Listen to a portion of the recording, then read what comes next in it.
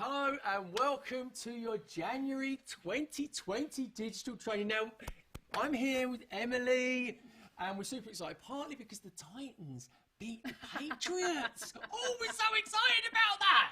But we're not going to talk about that anymore. We're based in Nashville, obviously, so that's why we're so excited. But we're excited to be joining you today and to show you some of the newest resources available in Quaver Resources.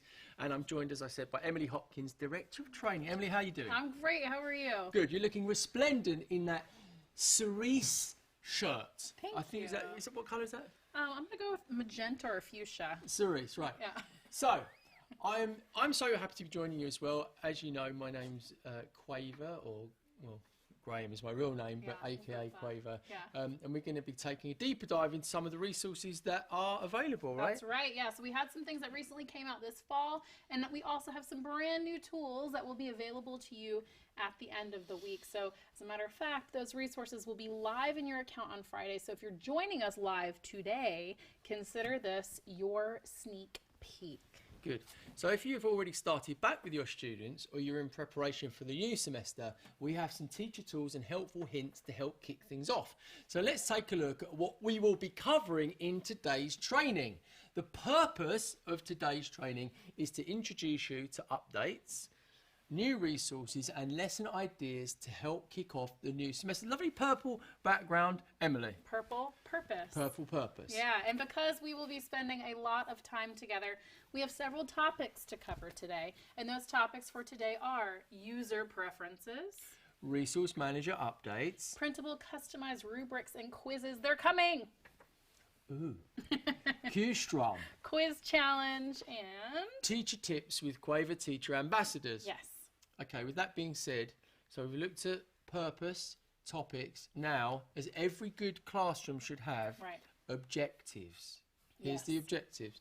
To explore recent updates in user preferences, resource manager, rubrics, and quizzes. Number 2, to apply tools found in Q-Strum with ukulele and guitar students. And to navigate features and functionality of Quiz Challenge. But first, we have some housekeeping for you guys. So please join us in the webinar chat to the right. Mara will be there to facilitate. Here you can ask us questions and connect with other viewers. And if you've tuned into a webinar with us before, you may have noticed that our webinar platform has received a bit of an upgrade. So going forward, you can find all webinars right here on our YouTube channel. So be sure to register for upcoming webinars at help.quavermusic.com to receive all necessary information and to be reminded about webinars going forward. And we're hopeful that this new platform will provide the best streaming quality possible and keep all past and future webinars in one easy to find place. So if you run into any problems with the live feed,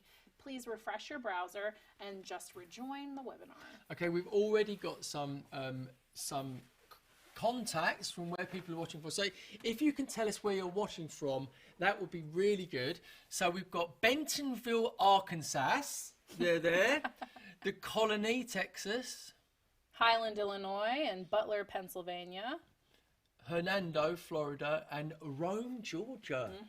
Really So good. all over. Yeah. So let's know, as Emily says, we don't want the webinar to be just us saying this is what you need to do, but we want it to be an interactive process. And you'll see later on in our webinar, we have videos of different teachers around the country and what they're going to be using Quaver for this semester. But not only that, how they're going to be starting off their school year this year. So if you're looking to get a PD certificate for your time with us today, go to quavermusic.com / come on Emily, / PD credit and fill out the PD credit application. We also have a few other reminders for you at the end of the webinar, so stay tuned. Right, Yes. Emily, let's get started. Yes. Updates. That's the best title ever, isn't it? It is. It is, yeah. So we're going to go to the teacher dashboard of your account. So this is going to be something that actually shows up at the end of this week. So just keep that in mind. Some of these things are coming in the next few days. So when you log into your account later this week, you're going to see a brand new help button on your teacher dashboard.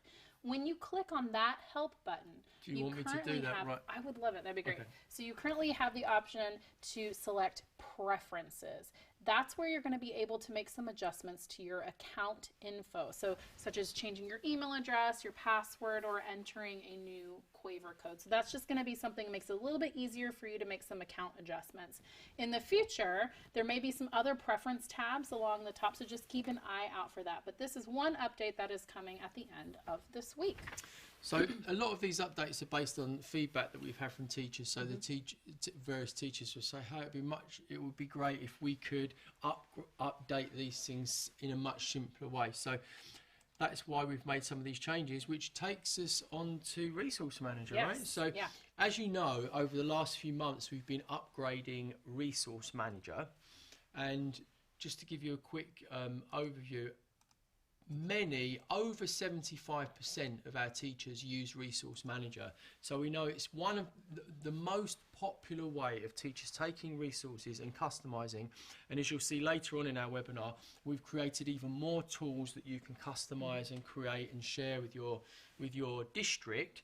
So let me go through it quickly. On this, we've added these two buttons to the left-hand side, okay? So previously, in the last 4 or 5 months since the summer, you've had these topic indexes, because what we wanted to do is actually select specific resources that you might use to build a lesson. So for example, let's say you're building a lesson about meter. You could click on meter, look at all the interactives screens that were relevant to meter, look at the songs that were relevant to meter, look at the lessons that had specific meter elements in, and the assessments. Or you could look at specific meters, 2/4, 3/4, strong and weak beats, etc., etc. So this was kind of like a topic index, different from the free search. So let's say in free search, let's go back home, the free search still works as it always has done. So Emily, let's say I got a yellow rubber duck for Christmas from Mrs. Quaver. And I thought, I'm going to come back and tell my little elementary friends that I got a duck. And we're going to do some lessons about ducks, because I'm all about ducks. So we could put duck in, we could click return, and we could get everything about ducks. There we are, look at that. There's a whole load of stuff about ducks. There are. So free search still works the way it is. Then you've got your topic index like I just showed you. Let's clear that. Let's delete that. So we've got our topic index like I just showed you, where you can search specific topics. And these are topics that we think teachers are building, well, we know that teachers are building lessons on. For example, create, perform, respond, connect. Let's say we wanted to do some more creating work. We could click on creating and look at composing. These are the resources to do with composing. Let's say we wanted to do some lyric composing. Look at that. So you're saying to yourself, wow, I want to write a song with my kids. They're not advanced enough to just come up with their own lyrics. Here's some resources. Oh, make your own lyrics. What's that? Oh, click on that. Oh, look at that. So that is kind of guiding the teachers. And these are resources that we as a company, our teacher team, our content team, have selected to go in this left-hand side. Okay, so when we did that, teachers said to us, hey, I really used to like it when you had the icons on the screen and I could click on the different icons that are on the dashboard. So let me just quickly go back here. Teachers wanted to still see class play, creatives, Sparks Brain, world music, choral resources. And when that disappeared, they said, oh no, where are those things? And so we put them back. So here they are, resource sets. Here's your custom resources. So these are all the custom resources that I've made. Here's the Quaver curriculum. So if you want to look just for pre-K lessons, here they are. If you want to see, let's say you did a really good third grade lesson, or let's say you're teaching recorder, there's you can look for your recorder lesson. Oh, there's recorder there. I could drag that whole lesson into a folder. So it helps me to look at what's in the Quaver curriculum and build that. and I can look at the same song-based lessons, Quaver Essentials, musicals, creatives, choral resources. Here's all my choral resources. I can click on that. There they are. So basically every icon has now become something listed on this left-hand side in our resource set. So they're all still there for you. Emily, you said it in 2 sentences what I was trying to say in about 37 minutes. Well, we're going to help you one way or the other. Okay, so that's Resource Manager. So look out for those. As Emily said, on Friday, those changes will be there. Emily. Yes. Yes. So another huge change that's coming, and again, this is based off of your feedback. This huge change is the printable customized rubrics and quizzes. So back when we first introduced customized rubrics and quizzes, the requests for printable options made their way in. And guess what? The time has come. They are here on Friday. So let's talk about ways in which you can find that option. So I'm actually going to steal a mouse for a second. There are a number of options. All you have to do is start in Resource Creation or in Resource Manager. So for this demonstration, we're going to start over here in Resource Creation. When you click on Resource Creation, you can see all of the different screen options. We've gone over many of these during webinars, so feel free to check back at video training courses or past webinars to learn a little bit about those. But the newest one, one of the newest ones that have popped up over here are the Quiz Builder and your Rubric Builder. So those came up last time. You'll also notice the Quiz Challenge, which we'll talk a little bit about later. So we're going to come over here to a Quiz Builder.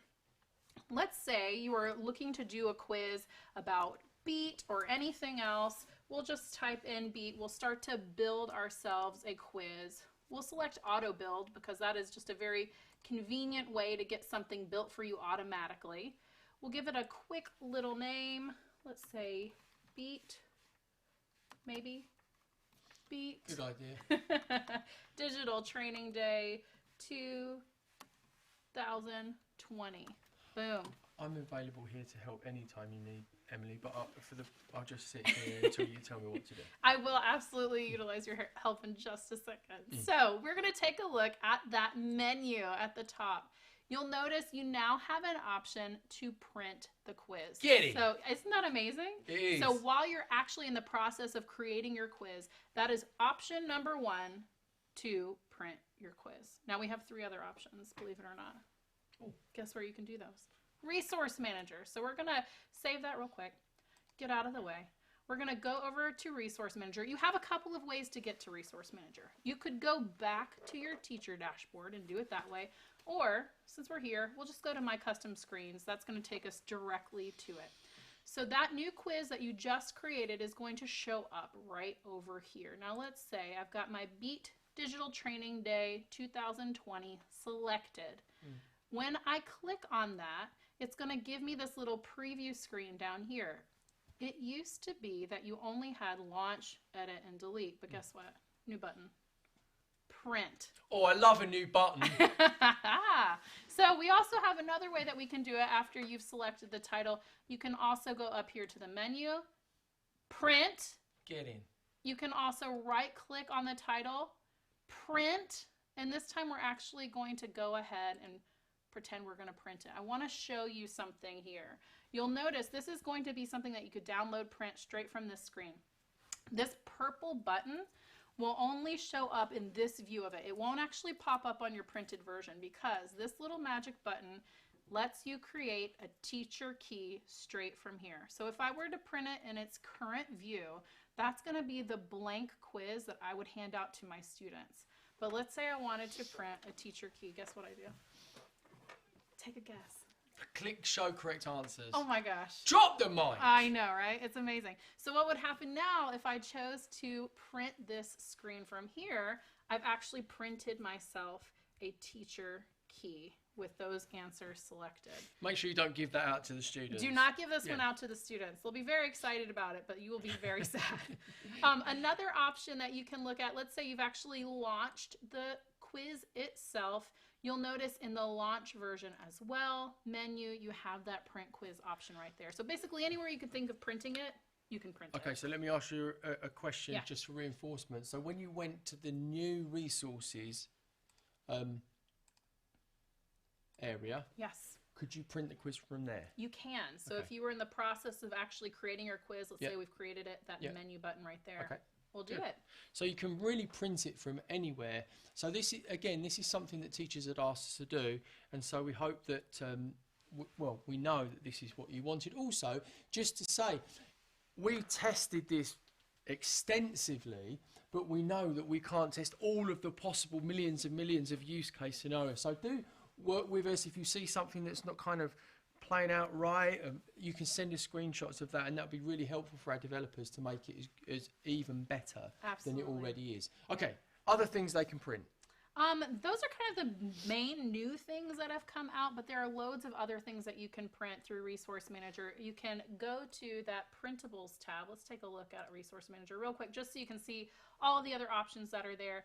When you go to the Printables tab, depending on what you've been browsing or what you've been searching, loads of options will pop up there. Some of the already made quizzes are available, worksheets to help extend learning within your classroom as well. Journal things. I used to love doing the journal entry pages with my students. So just know that there are loads and loads of printable resources available to you.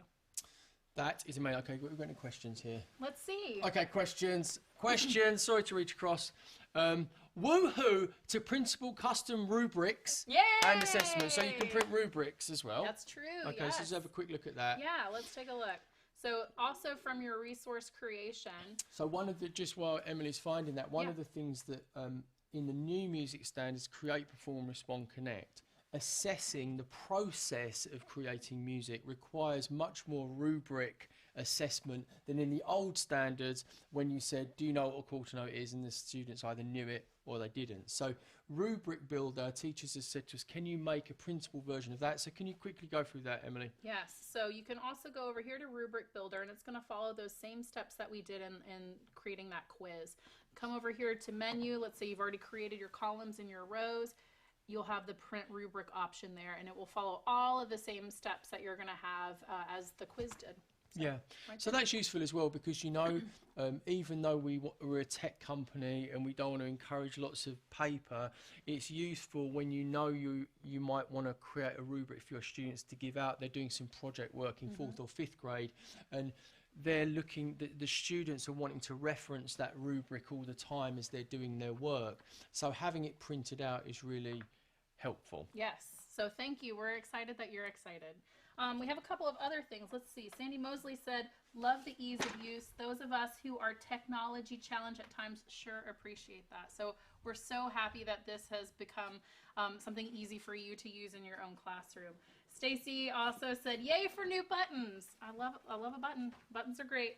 And then Ricardo said, this resource manager is a great tool. Thank you so much, Quaver Music. Thank you for your feedback, because that's really how that got created the way it is. So continue to keep that feedback up. Let us know how we can help. Now, it is time for me to introduce one of our friends from the content team, Will Frechterman. So I'm going to turn it over to Graham and Will over on the other part of the set to talk about a tool that came out actually last fall, QStrum. So we're going to take a look at QStrum. Let me turn it over to you guys. Thank you. As if by process of magic, Quaver has appeared on a purple stall somewhere else. Okay, this is Will. How are you doing, Will? I'm doing well. Happy New Thanks Year. for having me.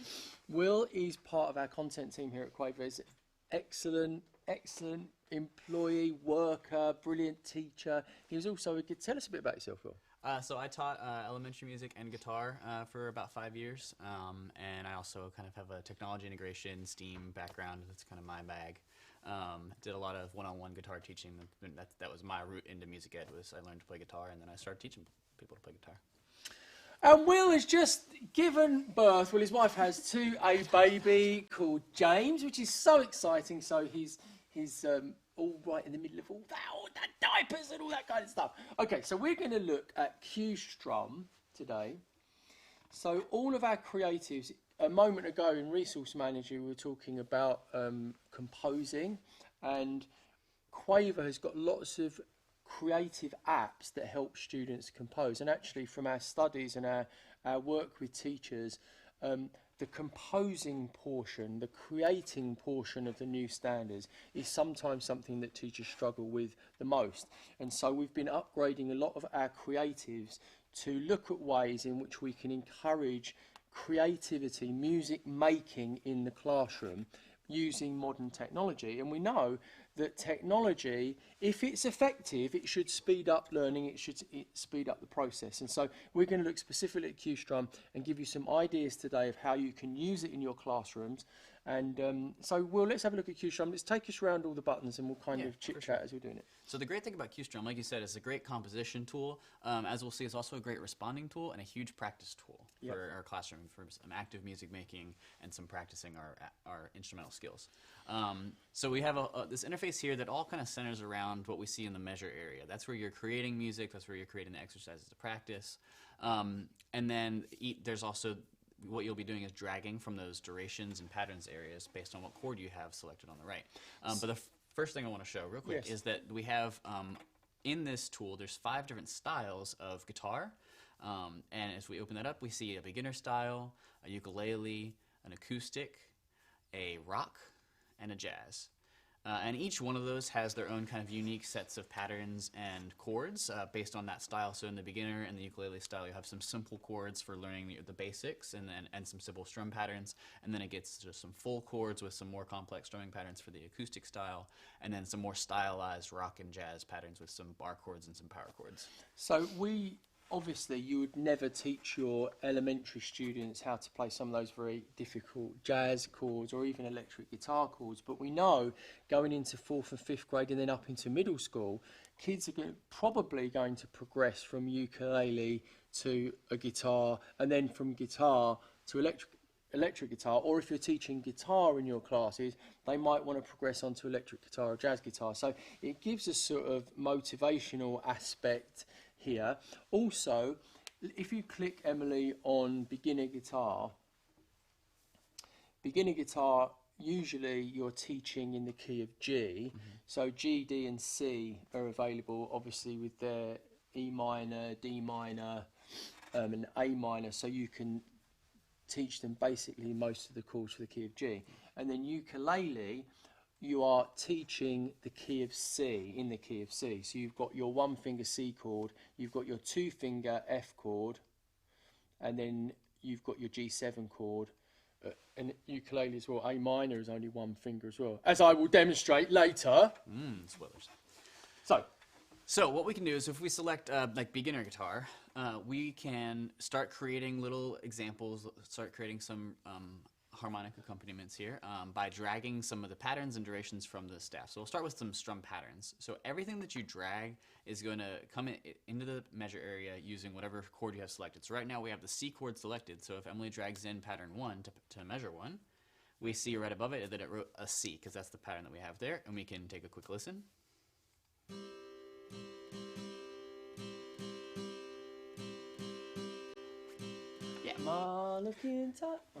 So, and you notice that it was playing pretty fast because we also have some tempo options where we see presto. We can select that and maybe move it down to moderato or largo to slow it down a little bit. So as you're looking at this, you might be thinking, well, I haven't even got guitars in my class. Sure. I haven't got ukuleles in my class. But in a way, these apps are built, there's lots of different applications for these apps. And in the responding section of the new standards, you can also compare what speed do you like the loops at, what speed do you like the music at. Even if you're doing a composition, a songwriting course with maybe 4th or 5th graders, you could give them the choice of using Q Grooves, Q Composer or Q Strum to create their backing, because each one will give a different sort of flavour to the backing of their song. So, okay, let's carry on. Yeah, absolutely. So, so we'll see if we don't change the chord, we can select a different pattern and it'll still go into the measure with the C selected. So now I have 2 measures of C. But if let's have a listen to that. Sure.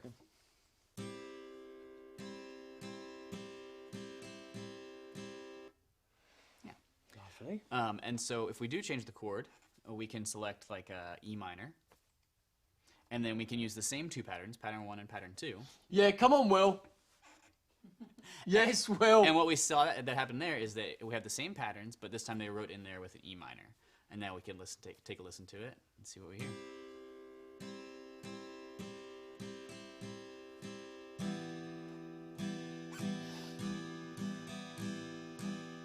So if you've got this on loop, This would be, if the way I would use this in class, maybe make up a song for 2020, you know, let's see if we can, shall I improvise a song for 2020? Please, do what your heart tells you.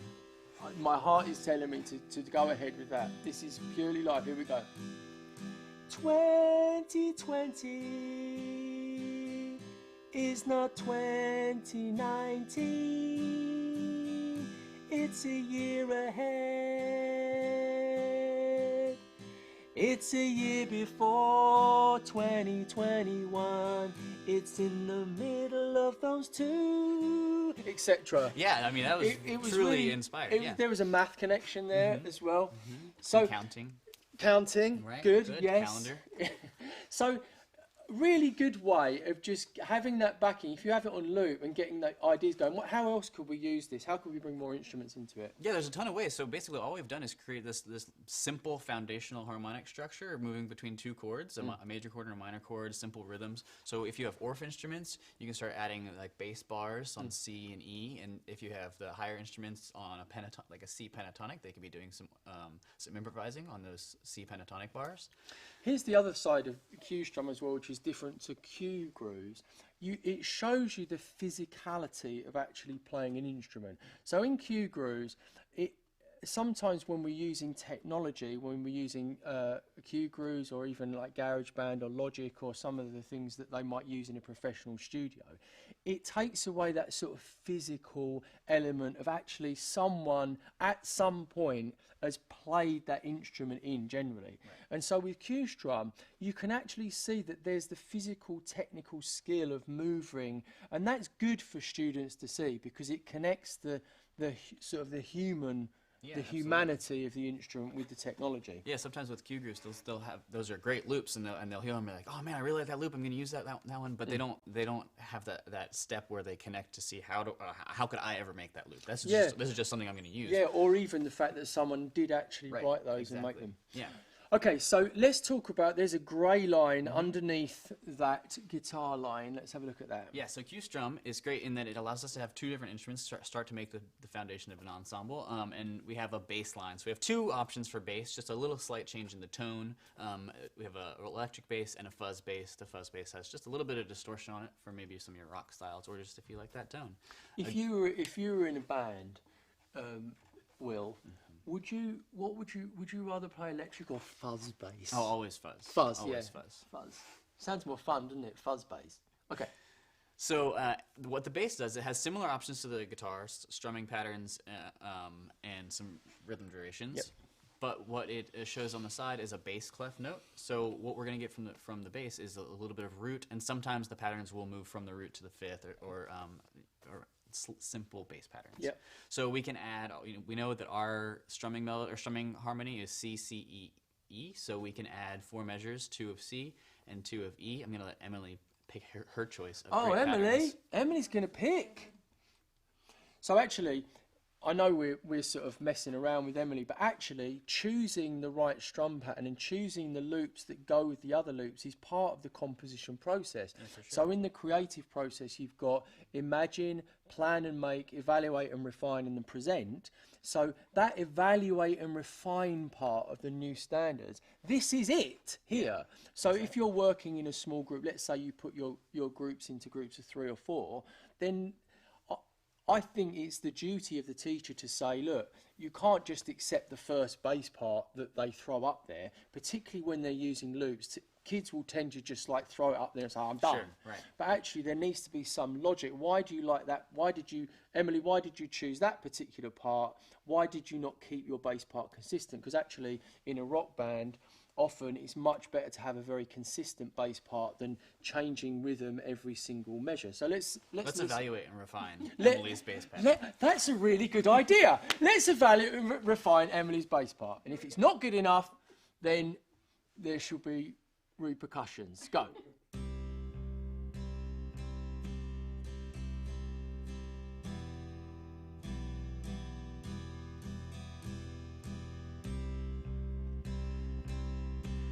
Emily, don't look at it as if it's perfect. Well, what do you think, Will? I liked it. The syncopated beat on the second measure was throwing me a little bit for a loop. Yeah, but, I don't throwing you you through a loop. I think we should take out that second measure C. What would you like to replace it with? Will? I would like to replace it with the pattern 2 there that we see.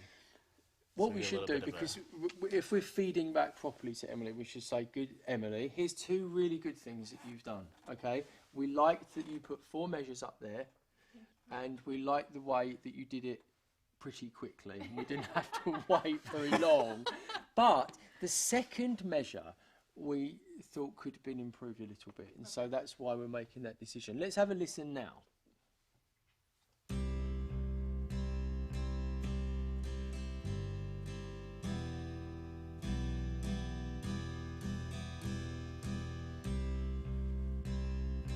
Boom, boom, boom. 2000. No, I can't go through it. Okay, so that's again. You're looking at the physicality of seeing those instruments played is really good. The other side of this as well is that if you there's a movement, a modern band movement in elementary education at the moment. Absolutely. And probably will be there forever after, which is to use rock band instruments in an elementary context. Now, of course, we can't, sometimes it's difficult logistically with that, so you might not have electric guitars, drums and bass for everybody, but this is a great way of actually introducing that sort of modern band element into your classes. So you've got bass and electric guitar. If you've got a cajon in your class, or you've got a drum kit or your snare, that would be really useful to use that as well. And then you've got the makings of a band. If you've got a keyboard in your class, again, your keyboard player, the way that I used to do this when I was a teacher, if I wanted to add keyboard, I'd take my whiteboard marker and I would just make a mark on where the chord C was, and I'd make 3 marks where chord E minor was, and there'd be 2 kids on the keyboard, one doing the C, we'll probably do it like that, as you know, like that, and then another kid doing that, and fit it all together, because it's the process of making the music which is the fun. I'm not going to sort of start correcting his finger positions, because it's not really a piano lesson. I just want him to get the idea of the harmony of C, and then his friend is doing D minor, I've got my keyboard group, I'm forming a little band here. So, is there questions? Yeah, there was one question that popped up that said, can you create your own rhythms in QStrum? That's a great segue to what we're going to do next. So what we can do is we can start adding, we can paginate using the arrows on the right side. And we can make some more measures, add some more measures to our song, but maybe we will look through the strum patterns. We're not really happy with the rhythms that we see there. We do have in the blue box, we have some rhythm durations. I think the answer to that question is yes, but not all the rhythm patterns that you might want to make. Right. So we'll show you what we can do. So we have the options to do like whole beats at a time. So we have quarter notes, paired eighth notes, half notes, dotted half notes, and then a whole note. So we can make, so as Emily's doing, we can make a rhythm pattern within one measure. And even we can change the chord in the measure if we like, because each individual strum duration will come with its own chord. Now, if you're listening and you have been teaching ukulele or guitar to any level, you will know that you won't want to change chords within the measure anyway, because that's one of the hardest things for students to do, is the changes without losing the beat. So, in actual fact, part of the reason for keeping those strum durations simple is that you could create your own leveled up tutorial out of QStrum. So we'll just show some of the things that you created here. Yeah, so one of the great things about QStrum is that it's not just we have some screens where you can drag things on the screen. It's kind of a one-off activity. You can play the game or whatever. But with QStrum and all the creatives, we can create them and save them for later and come back to them. So in our menu, we have the option to open a previously saved example. Like we can do a C to A minor level 1. Yes, we're gonna do here's one he prepared earlier. A little ukulele tutorial. You wanna? We'll look through it first. And they thought that we were just making this up on the spot, didn't they? No, we're prepared. Yeah, we're prepared. We show it. Big time. So what we've got here is you may have started ukulele and you've learned like a 1-finger C chord and you're learning the second chord, the A minor, with your second finger on the second fret chord. Graham, do you want to practice? Yeah, sure. So let's take a look at our chords. Okay, so we know C. But now we're learning A minor, and we can go ahead and highlight the chord diagram on the right side of A minor. now, of course, with chord diagrams, one of the difficult parts when you're teaching young students is the fact that the chord chart is like that, and they're holding the ukulele like that. But actually, it's interesting because this idea of in math of patterns and of manipulating patterns and looking at patterns in different ways. So it's kind of a higher level of Bloom's taxonomy, working out the connection between the different patterns. So that's just a little side. So what we've done here is we've taken our rhythm strum durations, and we've just made 4 measures with whole notes. Right? And I'm also using the bass track in this example as a little bit of a metronome, keeping the harmony on C quarter notes and A minor quarter notes, or A quarter notes. And then we're just doing long strums to practice changing with a lot of time in between. Are you ready? Okay, big time. Let's listen once. We'll put it Oh, on listen loop. once, okay, yeah. Listen once, Yeah. and then we'll start playing after it comes back around. Okay, yeah. All right?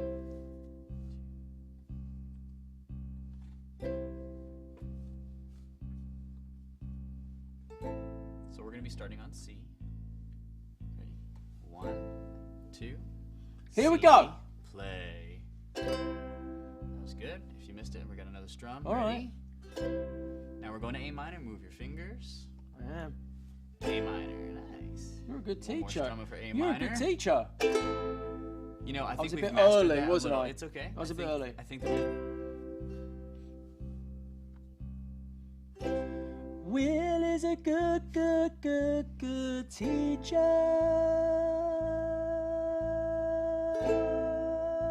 good. And so we He's can got a pause that baby. one. And within each of these, so I've made 3 levels, and we'll see if we can level up. Yeah. But we can add some layers of complexity even with that. So I saved this one with the largo tempo selected. So Yep. it'd be nice and slow, a lot of time, keeping the tempo. But if we moved it up to presto, we've still got a long whole note for our strum, but it's going to be a little quicker. Also here you've got a little bit of differentiation, because always in a class you've got maybe some kids that go at a faster pace. Sure. And they're like, oh, I can do it at largo. Well, okay, let's do it moderato. Let's try it at presto. Right. And also that discussion in the respond part of the new standards, which tempo do you like the best and why? So obviously with something quite as simple as this, it's harder to find a very strong argument to say, well, I just like it at presto because it's faster. But even so, I suppose you could say, couldn't you, that at largo or moderato, if you're making a song out of it, it's easier to fit the lyrics in and say what you want to say, as opposed to presto when things are going really quickly. But so there's that responding part of it as well that For we're sure, talking about. absolutely. Okay. So let's play this through real quick, and then we'll see if we can level up.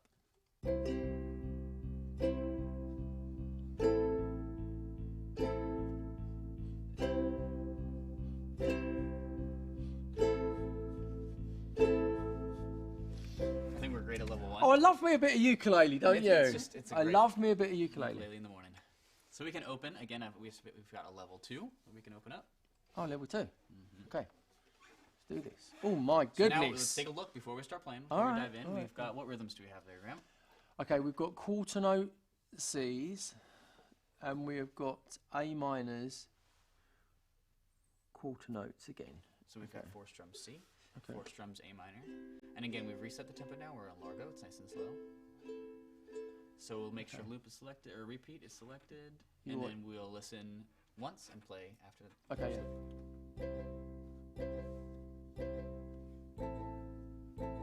See our chord changes and play.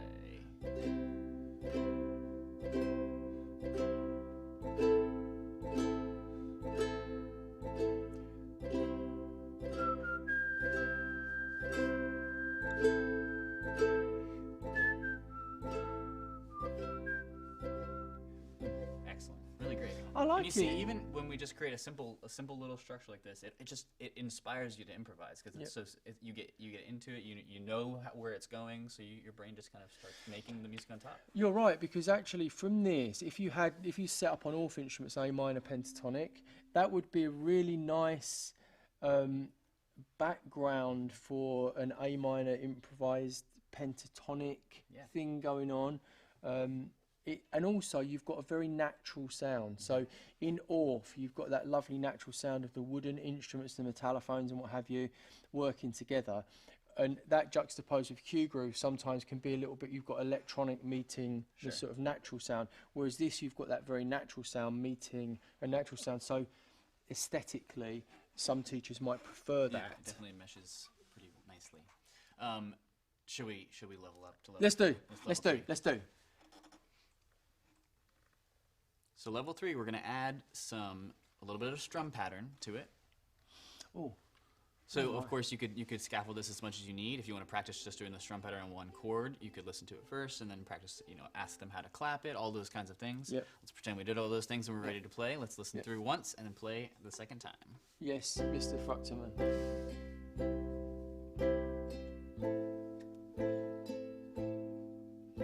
I am slightly desperate to get out of this progression.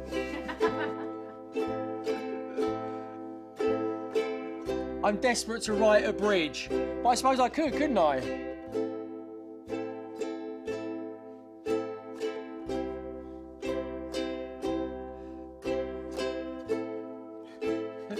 Stop it, Emily, please.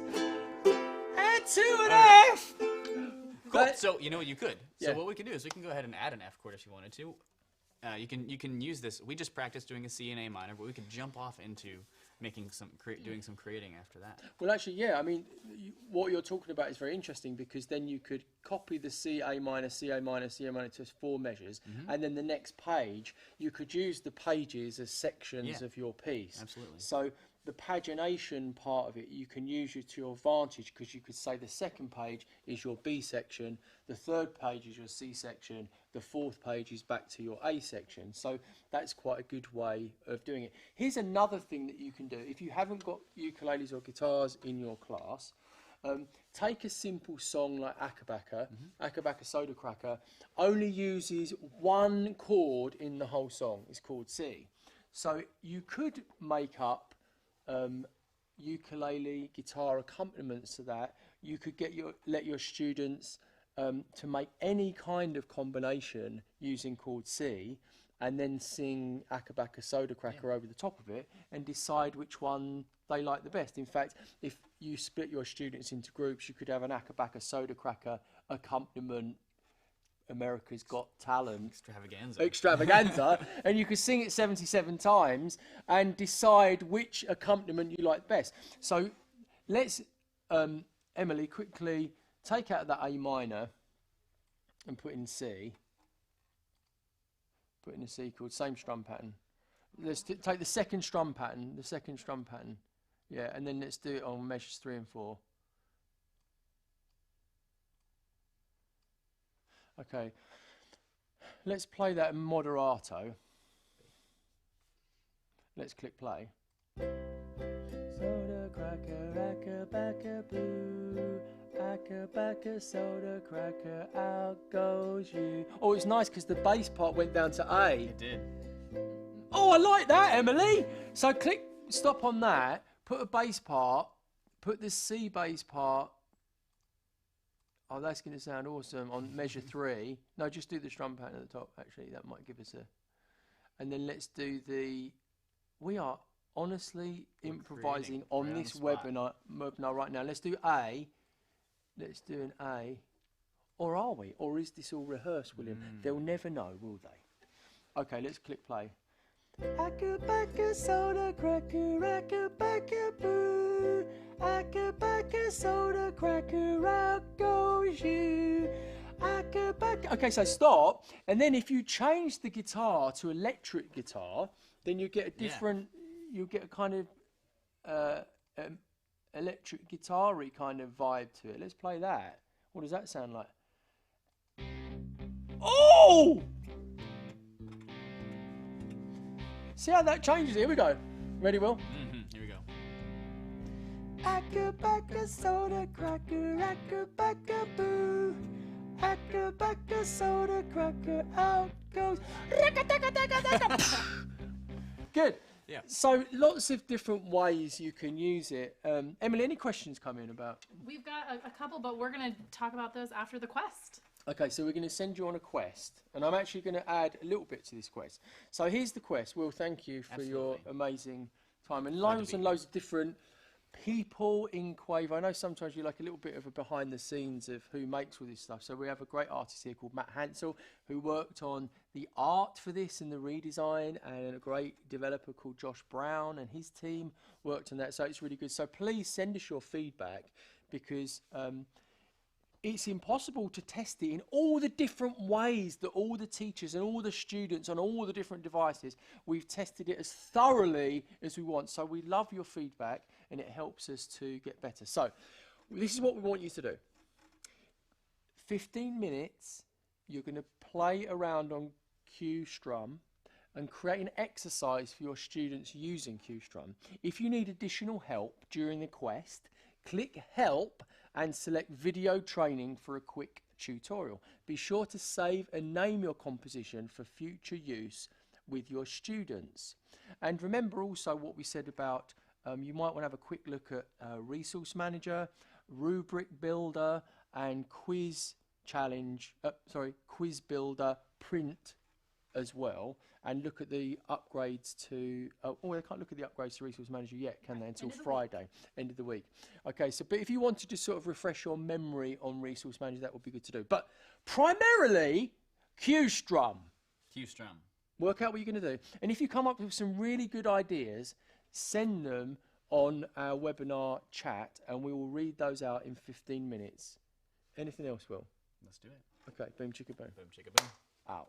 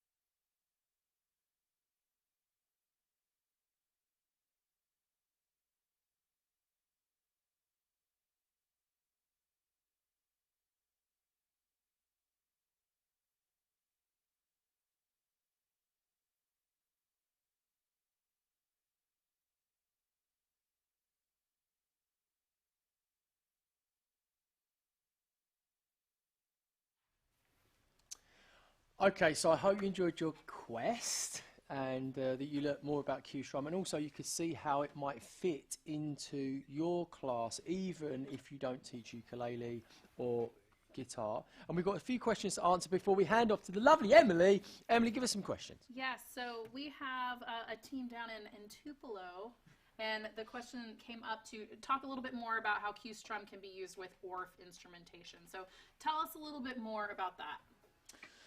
So, Will, you kick us off on that one. Yeah, so like we mentioned earlier, there's some ways that you can work when you have that simple harmonic foundation, you're moving between 2 chords, maybe 3 chords. As long as you're kind of working within a pentatonic structure, you can have your ORF instrument set up with the pentatonic bars, and if you're in the key of C, you could just have those 5 notes for C, and they could be doing some improvising. You could make up some ostinatos that go along with, so you can make up a bass ostinato to go along with the harmony. You could do some bass bordoons as you go, and so you can layer in, just like with any ORF arrangement. You're just kind of using the Q-Strum as another instrument in your layers of harmony, and kind of to dictate that harmonic structure. It depends as well how free you are as a teacher and how structured you are as a teacher. So let's say you just had a 4 measure in Q-Strum, you had a 4 measure A minor ostinato. So you would set up your bass bordoon on, let's say, A and E, and so you've got basically your bordoon players will be playing that A and E ostinato along with the bass part. If you set up your A minor pentatonic scale, you could just go round your, let's say you've got 10, maybe some teacher are going to laugh at me here, you've got 10 ORF instruments, they're all set up with that A minor ostinato, or even one, and they're in a line, and they take it in turns to take the mallets, and as it loops round, they can improvise across those 4 measures. You take 4 measures for that person to go to the back, the next one to take the mallets, you count them in, they do their A minor ostinato improvisation over those 4, they go to the back, the next one comes up.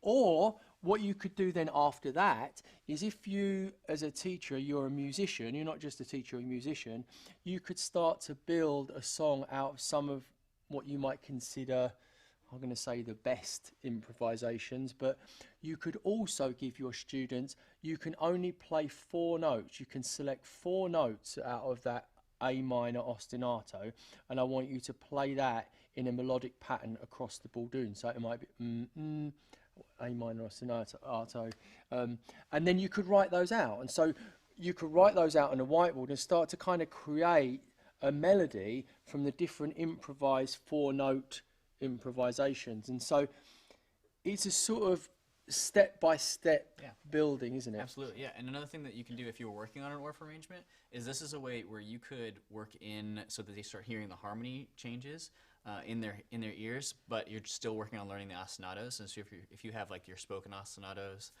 like take your time, go slow, or something, whatever your ostinato is, you can teach those to the different sections and teach them all to speak them while Q-Strum is playing your harmony for you in the background. So that you might have some rhythm patterns in Q-Strum that are common with the ostinatos, but as it's playing in the background, each person is speaking their part, so they're just practicing getting that rhythm in their head, getting their part in the overall structure, but they're hearing the harmony change as they go along. Yeah, that's another way of doing it. If you thought, oh man, my kids that would be terrible, having a row of kids all doing their A minor, they can make up speech parts that go over the top, and then those speech, or if you've got speech to body to instruments, and then they can be put into over the top. Actually, it might be good to, in a minute we'll switch out with Otto, and Otto can talk a bit about that as well. Yeah, so get prepared, Otto.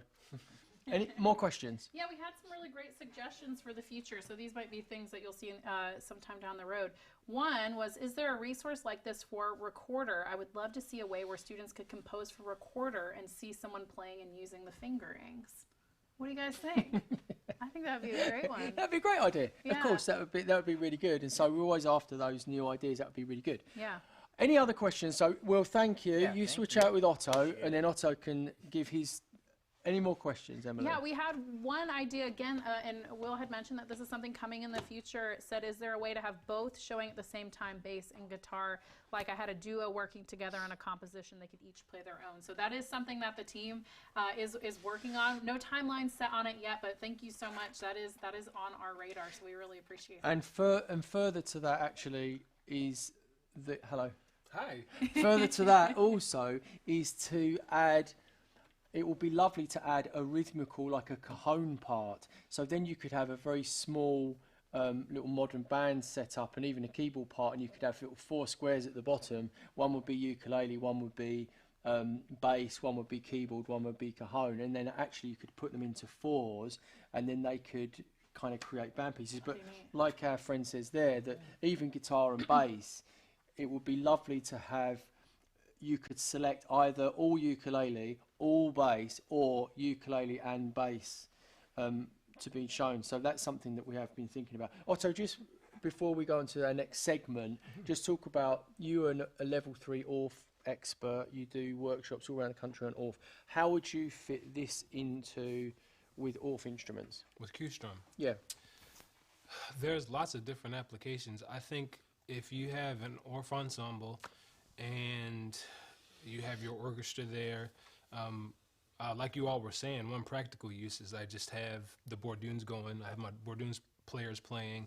I have maybe the non-pitched percussion folks giving some kind of a backing track, kind of ostinato, and then wherever I see my different chords for Q-Strum, I'll have them playing the chords, and you can just cycle out those different players while they're improvising. You could use recorder along with it. I mean, if the teachers want to, you can absolutely use recorder. Have some of the students playing their different Q-Strum patterns along with the bourdoons, and then the improvisation could, I like recorder, so coming in on the recorder parts, they improvise those different recorder patterns. There's lots of different things you can do. I could talk about that for 20 days. Well, we haven't got 20 days, but thank you for what you just said. But actually, one of the difficulties, as you all know as experienced teachers, is if kids are playing recorder or improvising, is to keep that sort of beat, keep along with the backing track. So often what happens is the kids sort of separate out from the backing track because they're not listening to that and listening to what they're doing at the same time. But that's teaching, right? That's what we're doing. We're trying to teach and help them to do that. Okay. So, Emily, introduce the next thing. So, Q-Strum. Yes, so we are moving on from Q-Strum. We are going to head over to our teacher dashboard. And again, this is something that is going to be coming out at the end of this week. So, if you can't see it now, that's because it's not there yet. We're going to take a look at resource creation. And there is a new little button that's going to pop up there that says Quiz Challenge. So, Quiz Challenge is inspired by a very popular certain game show that you might see on television. And you'll notice when you click inside of it, it's going to have some of the same functionality as Rubric Builder. So as far as deleting rows and columns, that's going to be very familiar here. So you'll notice I can just click the X simply there, get rid of a couple of rows, get rid of a couple of columns, make the game board anything between a 1x1 game board all the way up to a 5x5 game board, and giving it specific categories. Some other functionality you're going to notice on this particular screen is the Manage Teams option over here on the left-hand side. When you select Manage Teams, you have the ability to add up to 4 teams. You'll notice that a little Quaver icon pops up with one of our favorite characters, and you have the ability to actually change the characters depending on which team you're wanting to change things up with. So let's say that instead of having the Gwenda icon there, I would like to have some chipmunk right there. Let's say I do know that I only want 2 teams, so I can get rid of those. I could also name my teams something different other than the default team number 1 there. So I could go ahead and spell out Mr. Austin Auto here. And then I could give that a little save, little OK down there at the bottom. Before I do that though, you'll also notice it says correct answer retains control. So much like that popular game show, you could have that turned on so that whoever has gotten the right answer is going to get control of the game board until they get it wrong. Now the default setting is for that to be off. We know that when we're working with students, we really want to keep things as fair as possible, and sometimes that might be the most fair way to do it with your students. So just know that you have that option. It's going to default to that so that it will take turns between each of the teams. So we're going to select OK. We're going to take a look at some of the other features that we see on the left-hand side. You'll notice underneath the teams, notice it changed my name of that one team that I did change the name of. Kept team number 2 because I didn't make any changes to that. You'll see the settings down here. There are 2 settings that we are going to talk about. One is the timer, and the second one is the point multiplier. With your timer, you can make adjustments in increments of 5 seconds by simply selecting your minus and your plus. It's going to go from 10 seconds as your shortest option all the way up to 60 seconds as your largest option. So you can have up to a full minute for students to answer the question. The default is going to be 30 seconds, which feels about right. That'll probably be about the right time for you to start at. If you need to make adjustments to it, you can do that throughout play. Down below that is our points multiplier. If you're going the way of that game show, you can pop it up to 100 so that you can have that be the amount of points a team can earn when they get the question right. Or you can make some changes. You can make it a change to a 10-point multiplier or a 1-point multiplier. And that's a really great way to introduce younger students to a game like this, and maybe just some simple math integration here, adding by ones, adding by tens, and then adding up to 100s. So just know that those are some options for you in the settings. Also, just like with any of our customizable screens, you can add and edit any notes. These are going to be the same notes that pop up in the menu section of your screen when you've got it in presentation mode. So you could go to menu, you could go to notes and get a quick refresher on what you wanted to do with this screen.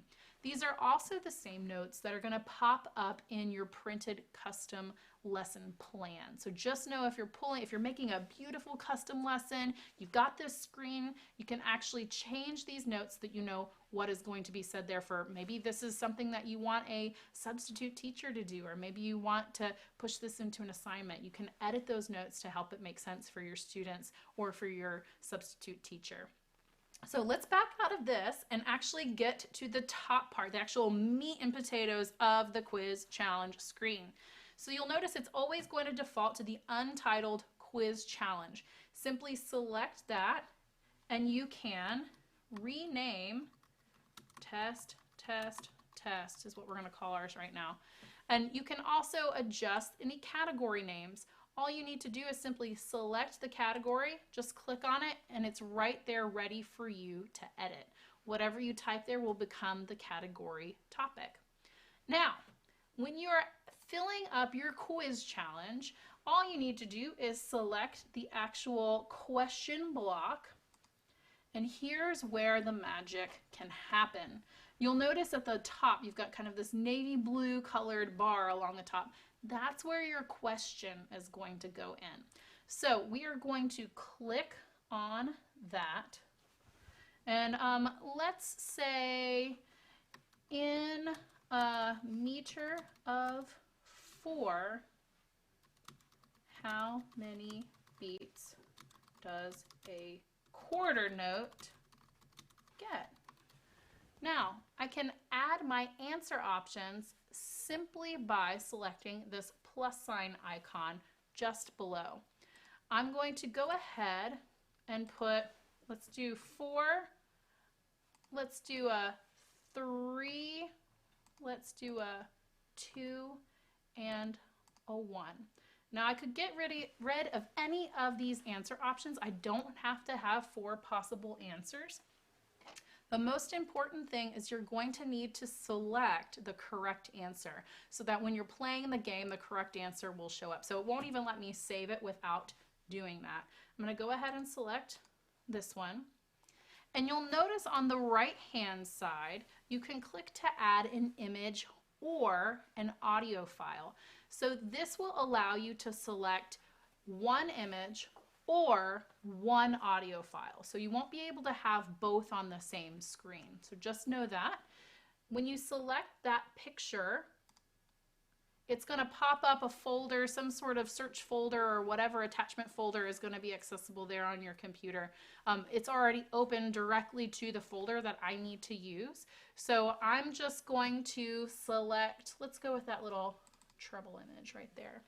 Now notice it pops it right there on the screen, but you have a couple of options with how you can resize or move this particular image. So when you start shifting it around, notice it's on the layer that is behind the answers, it's behind the question. So it's not going to cover up that text when we put it into the actual mode of playing it. I can also resize it. So let's say I want it just a little bit bigger. I just want to move it over just a smidge, and then I can save it. So when we're actually playing a quiz challenge a little bit later, you'll see what that looks like when it's actually brought to life on the screen. Now, if you have chosen an audio file as opposed to an image, what's going to show up is a little yellow play button, and you'll be able to put that right there on that right-hand side of your screen. So when you're actually doing the question and you want to play a quick little audio sample, it's going to be right there at your fingertips. Now, I've actually created a quiz challenge for us. So we're going to back out and we're going to go to my custom screens and we're going to take a look at the quiz challenge that I have created for the one and only Austin Otto and Quaver. Now, guys, I don't know how, are you ready for the challenge that I have brought your way? All right, we're going to go over here. I think we're ready. We're going to launch the quiz that I created earlier. You need to get out. Put me in, coach! Okay. So the topics that you guys are going to have to face are Quaver history, Quaver resources, and of course, potpourri. Powerful. All right, so you'll notice. Emily, what are the prizes here? What's the remuneration? You know what, Let's get down to brass tacks, if you know what I mean. I would love to hear from the audience what they think the prize should be for the winner. Oh, good, so Emily. if you're joining us live, we would love to hear what you think the prize should be. Now, before we jump into actually playing, I do want to let everybody know about a couple of additional settings that you have when you're actually in the launch mode of this screen. You'll notice down here you have this options button. So I did not change my team name, so I'm actually going to do that real quick. I'm going to change that to Austin Otto. Oh, yeah! Yeah. And I'm going to change that to Quaver. You're so loud. And then we have some sound and visual changes that we can make. The animations thing that you can toggle off is really great if you're using an older operating system and the animations are a little bit heavier for that operating system to lug around. Just simply slide those to off and it'll run much more smoothly, much more cleanly for you. If background music is a little bit stressful for you, I can toggle that off. All right, we'll toggle that off. Well, we might want to hear it first. Oh, okay, we'll keep it on. We'll keep it on. And then Only because you wrote it, Otto. Oh, you know, just, you know. Of course, you can make that change during the course of the game as well. We also have some sound effects. And remember earlier when we were setting up a quiz challenge, you can actually decide whether or not you want the correct answers to maintain control here. You can make that change. We're going to switch back and forth. We're going to keep it fair, guys. And we can also make any last minute changes to that timer if we would like. So I'm going to save these options. I wonder who people think is going to actually win online. I don't know. We should have if people could maybe... I would love to hear that. A poll, yes. Who do you think will win the quiz challenge? All right, let's find out. All right, so it's going to start with control to our guest, Austin Otto. You have your choice between Quaver history, Quaver resources, and potpourri. I would like to go potpourri for 300, all right, please. Going all in, 300. The question is, what singer is known as the Empress of the Blues? Dinah Washington, Etta James, Ma Rainey, or Bessie Smith? I would first like to say that I think this music sounds absolutely incredible. This music, beautiful music, helps me think. Okay, back to the question. The singers. I'm going to go with D. Bessie Smith. And you are, in fact, correct. So, this is what's really great. You can actually see who got that answer correct because your little icon shows up right there on top of the question. Isn't that great? Hey. All right, so we're going to switch it over to Quaver. Quaver, what would you like to select? Well, I think I probably should go for it. Let's go for Quaver history 300. All right, here we go. The question is, In what state was the first district to order the Quaver curriculum? Uh-oh. Tennessee, Texas, Georgia. I can actually also tell you what district it was. It was Tift County, Georgia. There we go. Let's select it. And that is correct. Now, how are you guys feeling about that background music? I mean, personally, I think everyone here in the studio loves it. Let's take it off. Let's take it off. All right, so we're going to make that quick little adjustment. We're going to mute that, click save, and continue on with our game. Austin Otto, what would you like to select next? Let's go Quaver Resources for 300. All right, Quaver Resources for 300. The question is, how many song styles, audios, playlists turn up in a search and resource manager? 5, 12, 3, 8. The answer is, how many song styles? 12. B12. Let's go for it. B12, that's a great vitamin too, by the way. It is a good vitamin. Yeah. All right, so again, it looks like Austin Otto is come out ahead right now, but you have another chance. Does he though? Okay, I'm gonna have to go for 200. I'll go for Potpourri 200. Potpourri 200. The question is, what is the name of our upcoming resource release that's coming out this week? A, Presto, B, Piano, C, Pianissimo, or D, Polyphony? I'll go with Presto. All right, let's go for it. We have A. Ooh, that's a nice little reward music right there. All right, Otto, the board is yours. Let's go Quaver Resources for 200, please. Okay, Quaver Resources for 200. In what grades can you find the Ukulele project? This is a little bit tricky because there's multiple grades. So A, 4th and 6th, B, 5th and 8th, C, 5th and 7th, or D, all of the above. Right. 5th and 8th. 5th and 8th. Ooh, it's tricky. It's 5th and 8th. You've got 9 seconds. 8, It's 7. 5th and 7th. All right, let's go. And you are correct. Pulling it out. Yeah, That's okay. good. All right, Quaver, it's up to you. Okay, I'll go.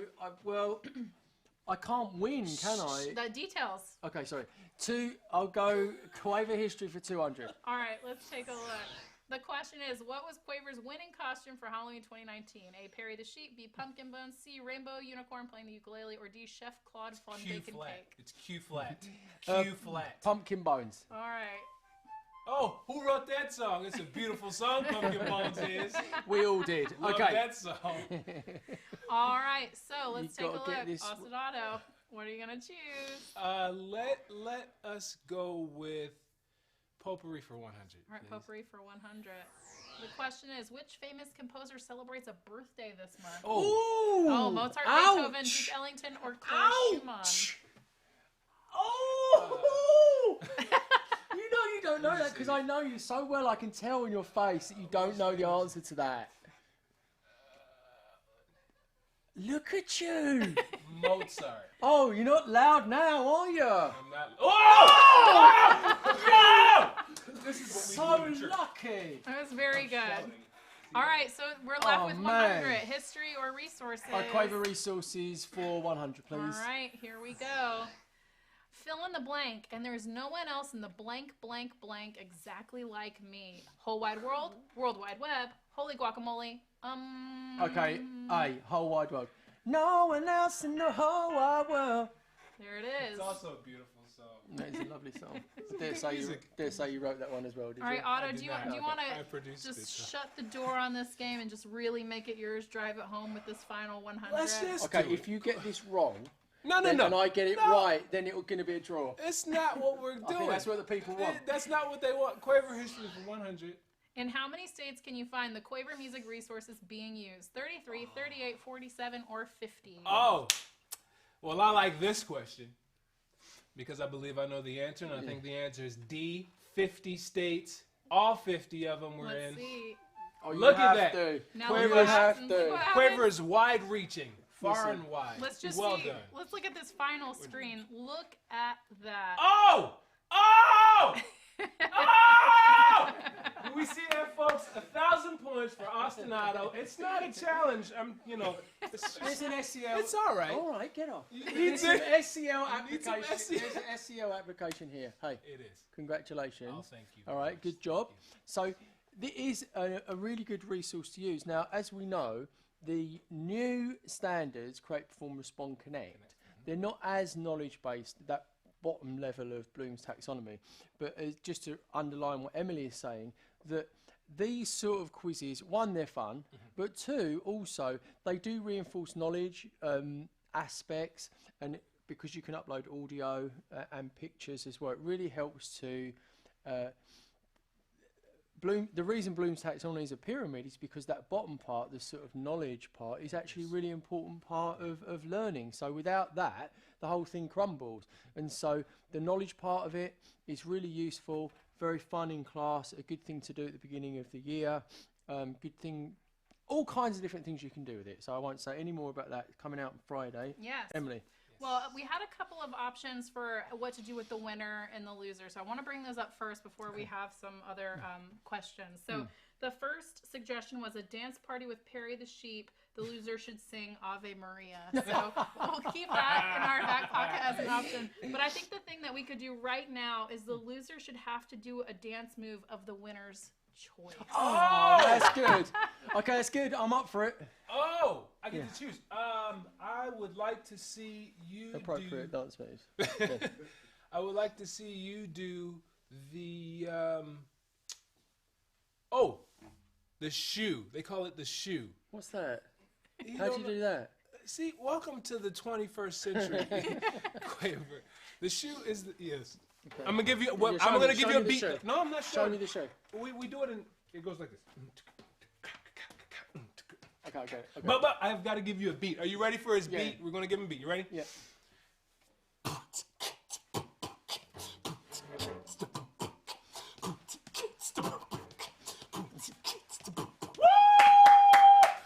It's honestly like a Monty Python webinar. With It's so the great. shoe. Well, that's hilarious. So Otto, thank you. Thank you for coming in. Absolutely. And now Otto's one of our trainers, and so if you this month and February and March, a lot of the Quaver trainers you'll be seeing them at conferences and all about it. So we'd love to see you. Please come up to our booth and talk to us and Otto and Val and all the other trainers that we have out and about. And if you've got questions about Quaver, please talk to them about that. Give us your feedback. And as you know, a lot of our resources really have just grown because of your feedback. So the reason we've made some of these things is because of you, which I hope has been obvious during this webinar. Okay, Emily, Yes. back to you. Yes, so we had a couple of questions that I want to touch on before I send you on our next quest. So one comment was the quiz challenge is awesome. So pumped to use that. Also 4 teams. That's right. So you can separate that out into 4 teams if you would like. And then Eric also asked, will there be any pre-built quiz challenges? And I got some word from our content team. Yes. In fact, there will be some pre-built quiz challenges that will go with each of the modules. So they're going to be working on that this week, and that will push live with this week's release as well. So now I would like to send you on Quaver Quest number 2. So this one has some specific instructions. So bear with me just a moment as I make sure I get you in the right place. Your quest, if you are joining us live, we would like for you to use the following login credentials to practice creating your own quiz challenge. Now, this piece is very important. Because this is not going to be live in your account until the end of this week, you're actually going to be our beta testers for the day. So I'm going to cut over to my computer just real quick so you can see in the address bar, instead of www.quavermusic.com, you actually want to type in beta.quavermusic.com. You'll be able to log in just like you usually do, except we want you to use the username DTDtraining20 and the password Quaver Music. So this is just for you to play around. So these won't be resources that you'll have saved. Just keep that in mind. We just want you to play around with the functionality and get used to what Quiz Challenge can do for you and your students. If you are watching this after the January 9th, 2020 release date, Quiz Challenge will actually be live in your resource creation tools. So with all of that being said, head over there to beta.quavermusic.com and check out Quiz Challenge for yourself. We'll see you back in about 15 minutes and let us know if you have any more questions.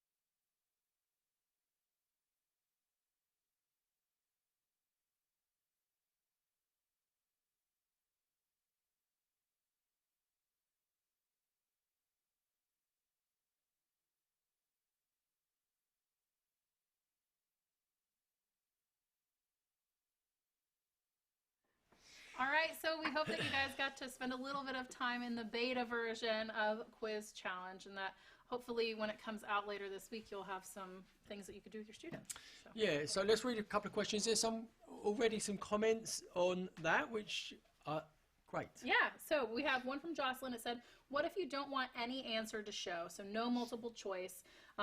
We have to put in at least one right answer, but I don't want it to show when I click on the question in actual play. So currently that's not a feature that's available on our version of Quiz Challenge, but we'll absolutely take note of that, and we'll look at future improvements and possibly including that option there as well. Jocelyn also asked, can you edit the game after you save it? And yes, you can always edit any of your work. Customizable things can be customized again. So just know you have that option. I think also you'll be able to edit. We are making one of these quizzes for every single module of the Quaver curriculum. So if you use a specific lesson, you'll at the end of the module of 3 lessons, there will be one there. And I think you'll be able to edit those also. So those quizzes are based on the content within those 3 lessons that precede it. So. Yeah, that's great. And then one other thing, is there a final Jeopardy option? Can I subtract points? Can either team try to guess the right answer? So currently there is no final Jeopardy. We also tossed around the idea of negative points and subtracting points, but we realized that that might be a harsh thing for some of our younger students. So that's not currently an option for them, but just know that we'll take all of these things into consideration for future releases. So yeah, all good points. Thank you for your Thank feedback. Emily, I thought you did very well on that. That's thanks. very good quiz challenge training, I thought. you. Very That's great. informative. Okay, what's next? Well, good. So to kick off the new semester, we wanted to hear from teachers who use the Quaver music resources day in and day out. So we turned to some of our teacher ambassadors to get their take on heading back to school for the new semester and the Quaver resources that help them and their students. We asked teachers, how do you adjust to the new semester with your students? What do you review with students? What units or topics do you teach? And so on. So we're excited to share those answers with you, and here's how it will work. We will share a teacher tip video with you, then dive into some of the resources our ambassadors suggested. Our hope is that you will find some hidden gems to help you back into the school group. Did I read the bit that you should have said? No, you did Oh, yours. okay. It's great. Let's kick things off with Paula Shelton. Who likes Paula Shelton? I love Paula I love Shelton. Paula Shelton. Yes. Let's look at her video now. Hey guys, it's Paula Shelton coming to you from Wythe County, Virginia, where I teach at 3 elementary schools. It's actually my last day here before the holidays. I'm assuming you're seeing this after the holidays, so I hope you had a wonderful time with friends and family. But guess what? It's time to jump back into our classrooms and create experiences for our students that will last a lifetime.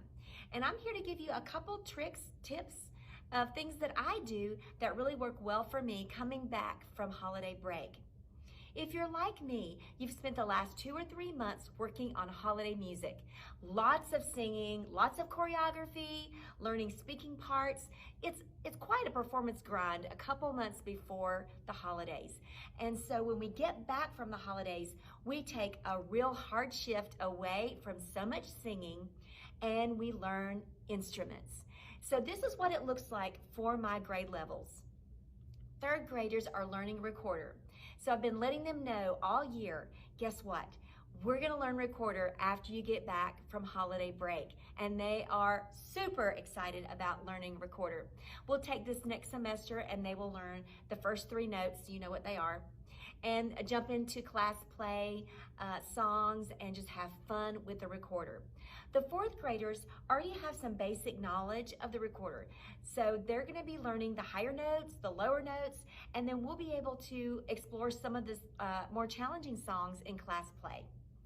5th graders are going to start the ukulele, and they are very excited about that. In fact, I think Santa is bringing them some really original, really creative looking ukuleles, so I'm excited to see what they bring into the classroom. Of course, I have a classroom set that I use at all 3 schools. And so, 5th graders are learning ukulele, 4th graders are continuing with recorder, 3rd graders are learning recorder for the first time. My younger grades, we're talking about instrument families, we're talking about periods of music. Again, just a hard shift away from just singing every single class period. And that's what I do when I come back from the break, and the kids seem to love it. You know, it's something really fresh for them, but it's something really fresh for us too. And so as teachers, we've got to keep it moving and keep the kids learning and loving music and trying new things. And so January is a month for new things, and it is in the music classroom too. So I hope these tips have helped you, and I encourage you, jump into instruments in January. All right, so let's take a look at some of the things that Paula mentioned. So she specifically mentioned some instruments that you can utilize with your students. So in our curriculum itself, we have in 3rd grade, our recorder things are starting in lesson 19, which usually ends up landing right around this time of year, which is perfect. Yep. And then ukulele, of course. Remember our ukulele things. Yeah, so if you go on to, if you've never seen our ukulele project, you can click on there. So let's say if we clicked on lesson 3, this is structured a little bit like recorder in the sense that you have smaller, let me just do that here. Actually, just scroll down there, Emily. I can't do it right hand. There are practice pieces or practice exercises and then the main piece. So here are screen 6 layers, looks at the C string, and then 7, screen 7 uses just notes on the E string, and then we put that all together with one piece, and it's structured like that. So there's 10 lessons. Obviously, in all of these projects, we have to put the scope and sequence together as we think it should be. But you know the speed in which your students learn. So Paula Shelton, she's doing this in 5th grade, and she may feel her students may go quicker. They've got their new ukuleles. They may have been practicing at home, so she might want to customize, put all of those lessons into folders. In fact, if you go to Resource Manager, a good way to do that in the new Resource Manager that we showed you earlier on, if you found the ukulele resources, dragged all those lessons into folders, and then launched it from the right-hand side. Drag it all over.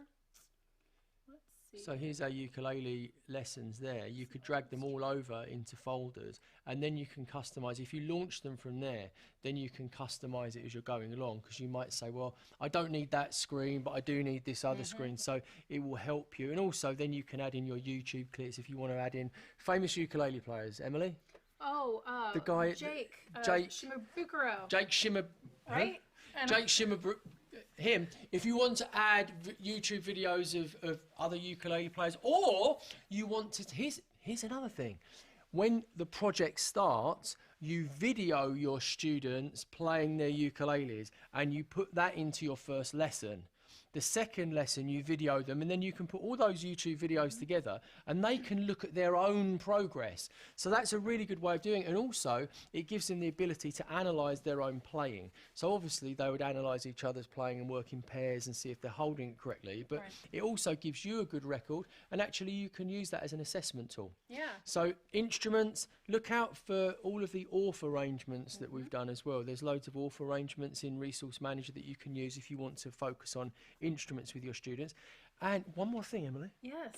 Don't forget world music, okay? So if you're doing anything with drums, okay, there's loads of instrument videos and activities that are about sort of different drums from around different countries of the world. So there's different drums from different parts of Africa. There's drums, there's the Balron from Ireland.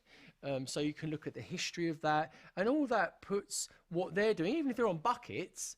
I mean, the Balron was a sort of farming instrument, a farming utensil that was made into an instrument. So you can look at the context of how instruments were created. So think about that if you're going to teach instruments this semester. Yeah, thank you, Paul. That was a great suggestion. So we're going to move over to our friend Katie Presser. Katie Presser? And she also mentioned musical time periods, which is something that Paula mentioned. And she introduced some ideas regarding chant, some things that she had learned, some of her own things that she's bringing to the table, and improvisation, which a couple of other teachers mentioned as well. So let's hear from our friend Katie Presser. Hi everybody, I'm Katie Presser and I teach elementary music in Kabul, Missouri.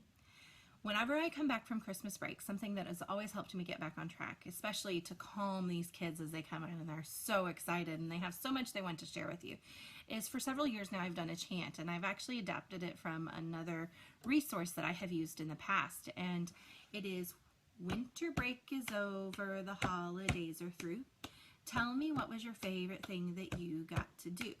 Now I adapted it pretty quick after I learned it originally, because not all of my students get to do Christmas, and not all of my students do Santa Claus or gifts even. And so I changed it because I would rather hear more about my students and hear about something that was a meaningful experience for them, or that made them feel special or loved.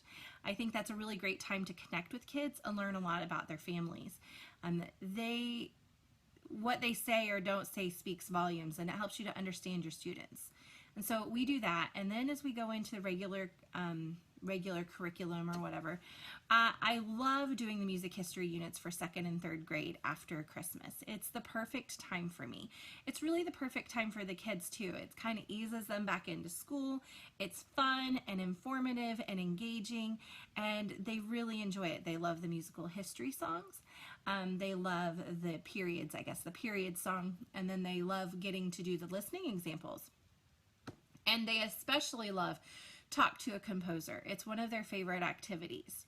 There are also really good units. In Missouri, we have to do units of instruction for evaluation purposes, and they are really easily adaptable for your administrators to see, because often in music education, our administrators don't see what it is that they need to be assessing versus if it's not traditionally academic in the way they're used to seeing it. So they are really good adaptable units to make your administrators see what they need to see and still be effective instruction for you.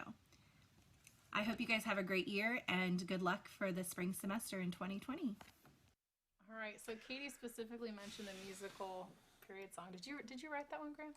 I don't like to say what. Not. I'm different to Otto. I don't want to, plug my own work, as it were. Well, I can say at the very least you lended your vocal talent to the song. Let's take a listen. This is me attempting to be hip. If nothing else, that dance break showed us that you already are. Good. Here it is. 1600 to 17. Can you recreate that on the spot? Remember your years? 1750 to 1820. No. 1820. So as Katie mentioned, there are specific units that go with the Baroque, the classical, and the Romantic periods, and those can be found in 2nd, 3rd, and 4th grade. But again, customize, make it your own, put it in the grade level that you want to put it in, bring in some other resources, and make it yours. Yeah, and also this would be a great one to use the quiz challenge, because you've got a lot of knowledge-based things. Who's this person? Who's this composer? What did they write? What's this piece of music? And there is a kind of a knowledge part of this which is quite key. So the musical periods lessons are really popular in Quaver and very useful, as Katie says. Yeah. Okay. Come on. Yes. Moving on. Yeah, we're going to go over to Washington State and visit our friend Barbara. Quick recap. So, instruments. Yes. Instruments, ukulele, or musical periods is a good way to get into the new semester. Okay, let's see who's this? This is our friend Barbara Hartman from Barbara Washington. Hartman? I love Barbara Hartman. Hartman, and I teach at Parkway Elementary in Ephrata, Washington. I teach mostly 5th and 6th graders, but I also teach choir at the middle school. And my big thing that I want the kids to do after we get back from break is I want them just playing. As we know, anytime the students come back, they want to talk with their friends, they want to talk about what they did, they want to share with me what they did. So the best way that I found that is to just kind of pull out the buckets, pull out the sticks, pull out the 16th note samba, pull out the triplet song. Who doesn't know the triplet song? And we just kind of go back and review things that we've already worked on, and we play. Then another activity I'll do and follow up with that is I'll ask them a really simple question over a 4-beat. What?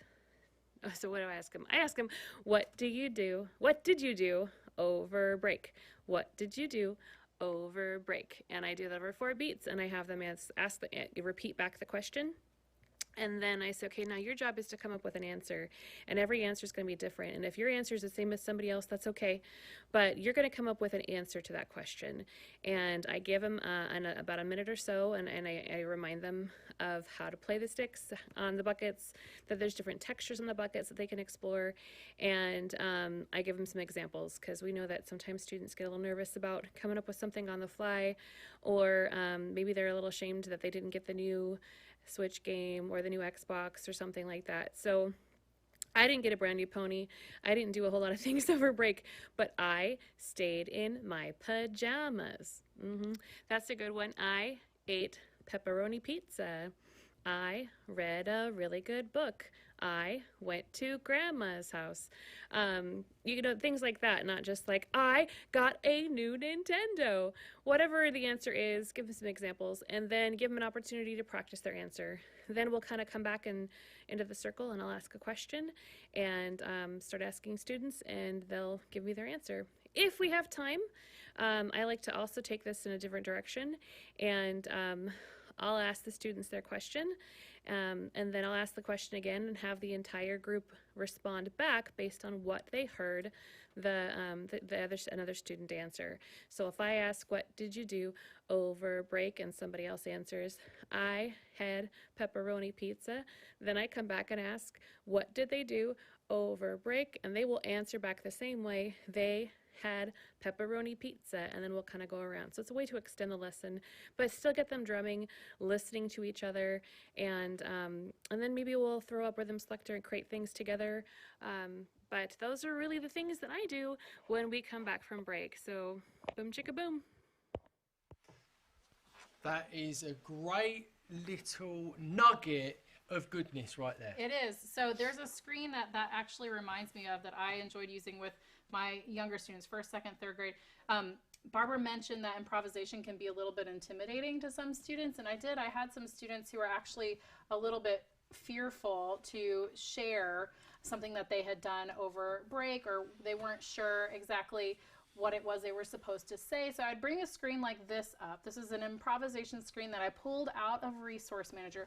Very simple. It's got a backing track for a steady beat going, but one thing that you could actually have all of your students doing in the group, if it's not their turn to share, they could just be keeping a nice steady beat.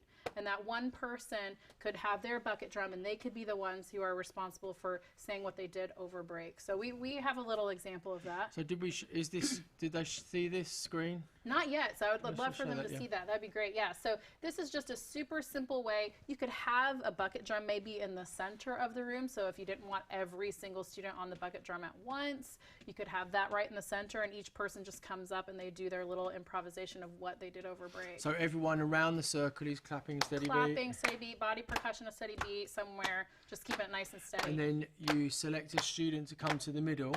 Yep. And then they might say, I had pepperoni pizza. They I had pepperoni pizza. I love that suggestion Barbara gave about having the other folks who were listening actually repeat back what they did. Yep. That was a great way. So. That's really good. And we were going to show also the jamming board, weren't we? Yes. Let's show you that. So you may not have buckets in your class, or you might not want to clap, or with your 4th and 5th graders, you might want to make it a little bit more hip and give them a backing track to do this too. So this is a good screen because your students can select which track they want, and the track will just play. They're quite long tracks. If you want no harmony. Dog's breakfast looks Dog's interesting. breakfast. Was it pepperoni pizza? Let's have a listen. That might be a little fast for what we need. Go to drum loops. Drum loops. Go funky fresh. Funky fresh. That's a nice groove. Perfect. It's good. I had pepperoni pizza. They had pepperoni pizza. I ate lots of cheese. He ate lots of Go on, cheese. Emily. I went to my family's house. She went to her family's house. Did you like that? That was really good. My false teeth nearly fell out. Okay, that's good. So good examples of things we can do. Good little activity to start off. You could almost do that in your 3rd, 4th and 5th grade classes in the first week, just to get them back into that mode of steady beat and beat and body percussion and improvising. Very good. Okay, next one. We also have another video from our friend Tammy Teeley in Texas, and she's got some other suggestions for you on recorder. Tammy Teeley in Texas. Hi, my name is Tammy Teeley, and I teach at Townsville Elementary in Irving, Texas. I adjust to my new year by giving my students the opportunity to reconnect with each other. Through this, we're going to bridge their previous learning to new learning. For instance, with my 5th graders, they've already learned B, A, G, E, and D on the recorder. Now I want them to learn high C. So I'm going to use the song Miss Mary Mac from Class Play.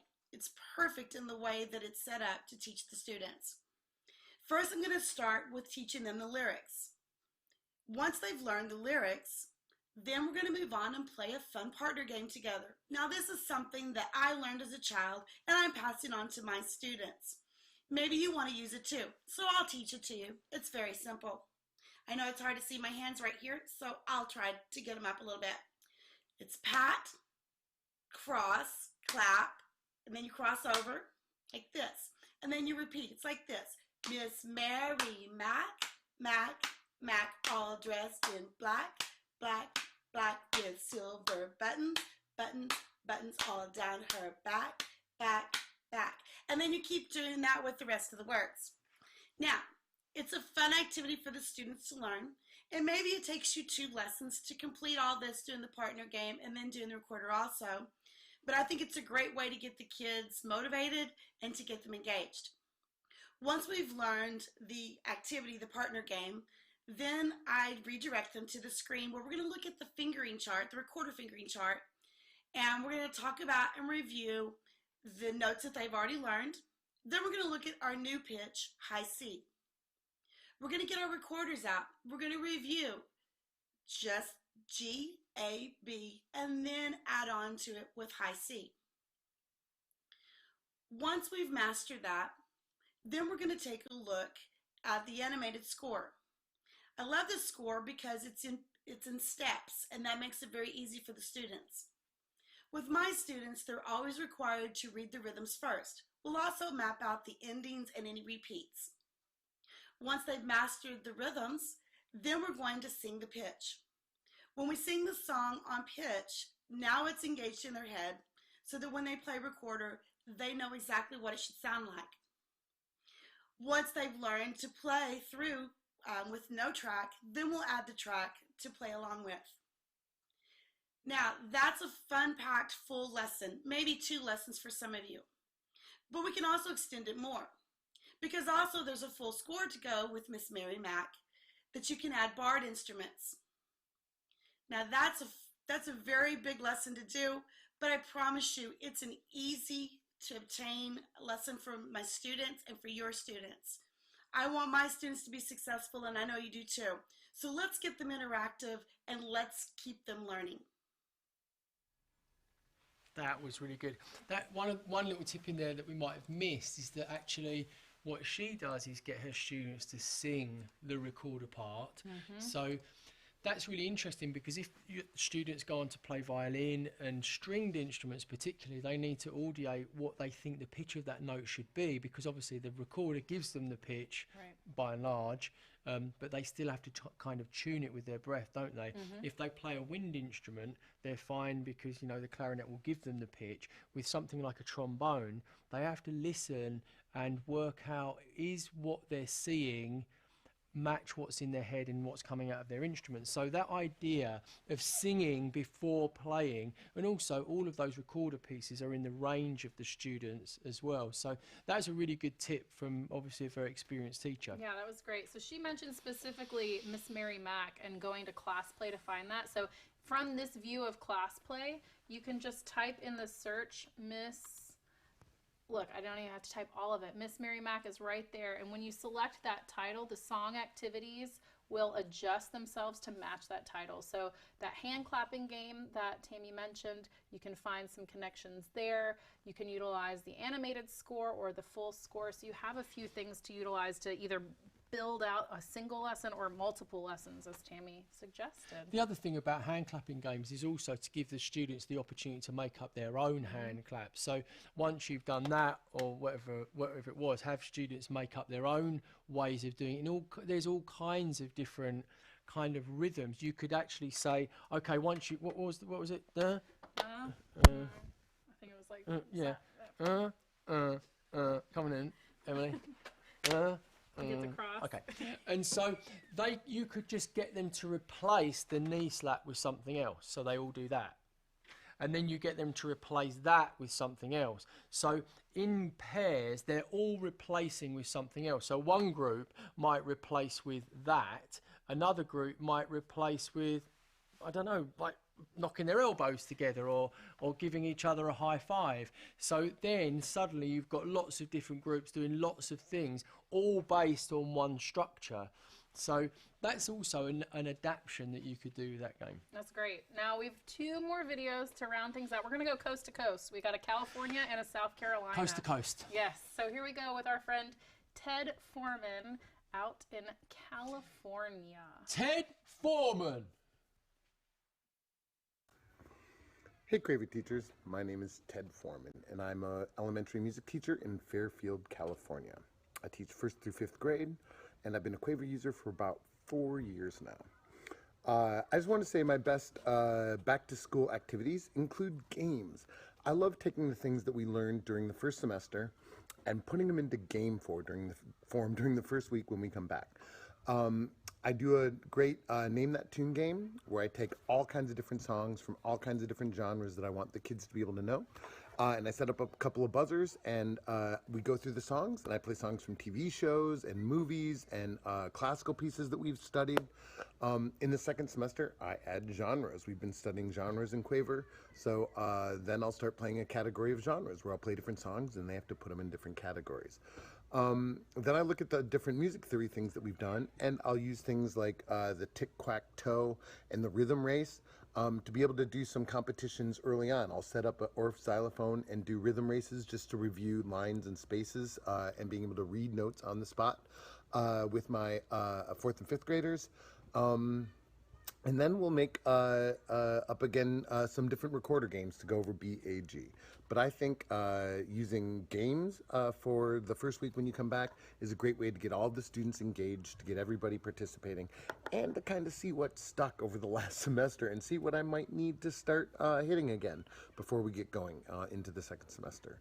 So I think Quaver is wonderful as far as being able to do games. That's partly why I love it. It really engages the kids and it really pulls them in.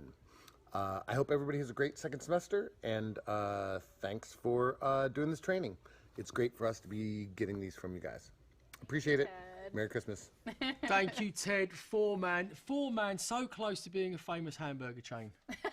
So close. But just one man away from Five Guys. What is it, Emily? That you got from what he said? Well, one thing, he mentioned the Name That Tune activity, which would be a great thing to put into Quiz Challenge when Quiz Challenge comes out at the end of the week. So because you can upload your own audio, that would be a wonderful way to incorporate a Name That Tune game with your kids. Some other things that Ted mentioned, we're going to go over here to Resource Manager because I've already pulled a couple of those things over into my custom lesson that I made. I'm going to go ahead and put in edit mode so we can jump straight to tic-quack-toe and rhythm races. Now, our friend Dawn is actually going to talk about tic-quack-toe in detail, so I'll let her do that. Let's look at rhythm races real quick. Let's take a look at this lunch. So at first sight, you might be wondering, what in the world am I supposed to do with this? So this is a really great activity. You have 2 teams set up. You can have chairs set up for each team. And what you're going to ask them to do is to create these rhythms using their bodies in the chair. So for example, a single student would take up one chair and that would represent the quarter note. But you might have 2 students sharing a chair to create the 8th notes on that one beat. Each chair represents one beat of the measure. So this is a really fun, really silly way for students to maybe get some of that post-holiday energy out, but Ultimately, you're assessing them. It's kind of a sneaky, gamified way of doing a quick assessment of your students. And you could also then take smaller parts of songs that they already know. So we were talking about Acca Bacca Soda Cracker earlier. So Acca Bacca Soda Cracker, they have to make that on their chairs or a part of that phrase on the chairs and right up to the front. So that's a really good, fun, active game that gets them back into the mode of thinking about durations and note lengths and all that kind of stuff. Okay, this is the last person. We've had a good time with these teachers. I think it's been very good, very good. Seeing what everybody's different. This is the great thing about music teaching. Everybody's teaching differently. Everybody has a different style. And hopefully Quaver resources serve all of those different styles. So Tammy Teely is using the full score. She's diving right into the theory of it.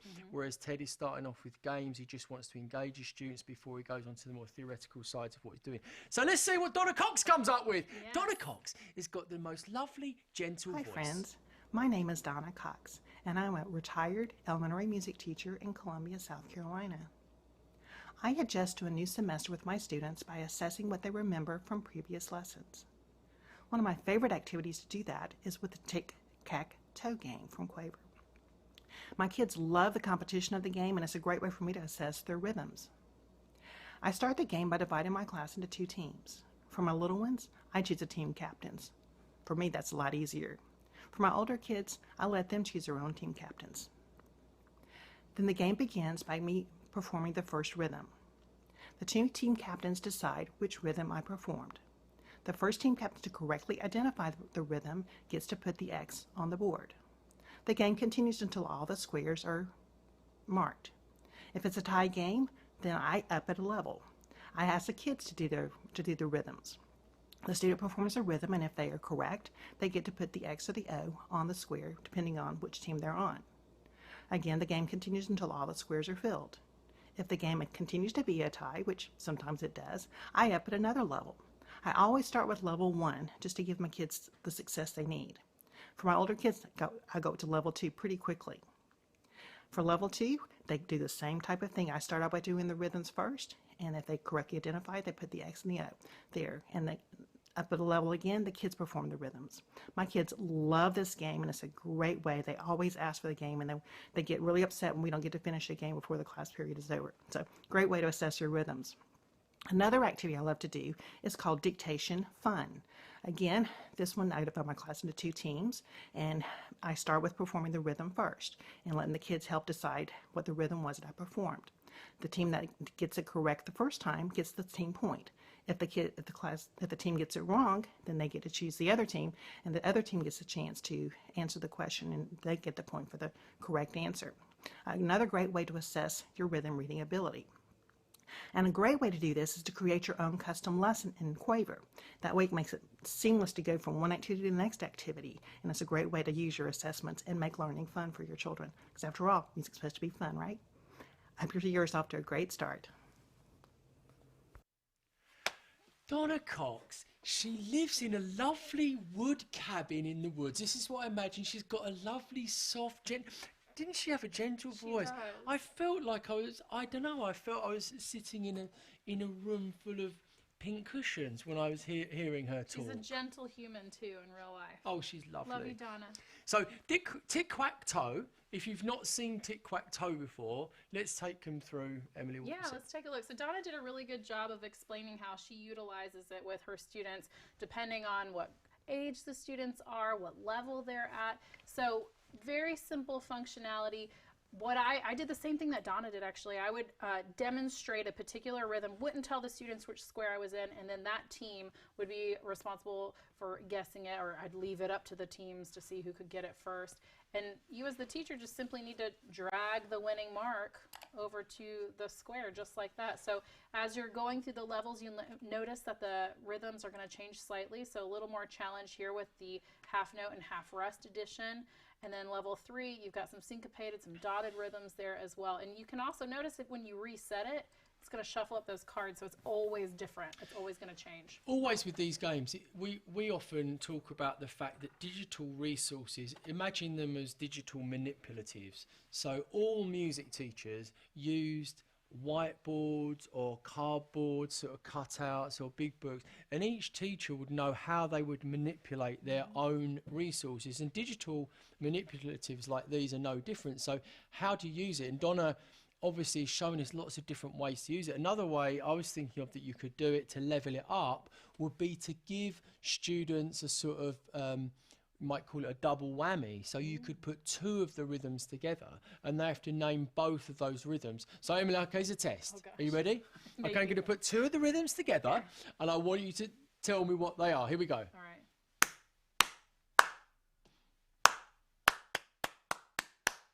All right, so I did hear the first one was number 4. Yep.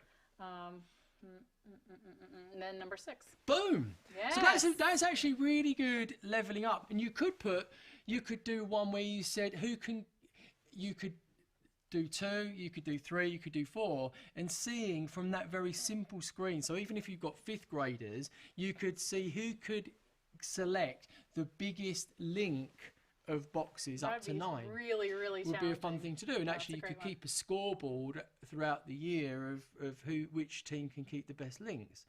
So tic-quack-toe is a really useful tool. Also, Donna referenced one called Rhythmic Dictation. We've got a screen called Rhythm. Rhythm is always a difficult word to spell, isn't it, It's a very Emily? hard one. I can't even see what I did on the screen. It probably wasn't correct. Mara, will you correct me?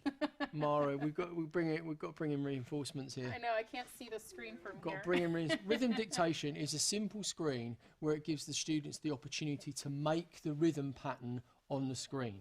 So again, it's one of those simple tools where you would be able to clap a pattern and the students can drag the pattern up to the screen. I'm going to change my alphabetizing.